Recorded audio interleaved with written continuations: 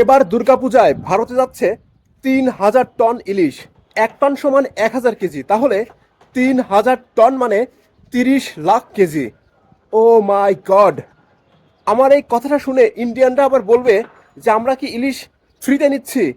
না ভাই, আপনারা ইলিশ টাকা দিয়ে কিনে নিচ্ছেন, এবং আপনাদের প্রতি আমার কোনো অভিযোগ নেই।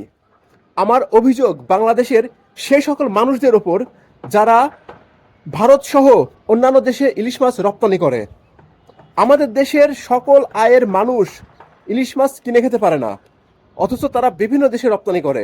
বাংলাদেশ ইলিশের জন্য বিখ্যাত, অথচ আমাদের দেশের সকল আয়ের মানুষ ঠিকমতো ইলিশ মাছ কিনে খেতে পারে না।